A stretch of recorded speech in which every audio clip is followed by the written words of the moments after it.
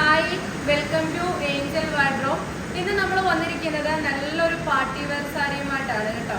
ഡോള സിൽക്കാണ് fabric വരുന്നത്. വെറും 799 രൂപ മാത്രമേ ഉള്ളൂ. വിത്ത് ബ്ലൗസ് ആണ്. അപ്പൊ നമുക്ക് അതിന്റെ ഡീറ്റെയിൽ ഒന്ന് കാണാം. ഇതാണ് കേട്ടോ സാരി വരുന്നത്. കംപ്ലീറ്റ് ഇത് പല്ലുവാണ്.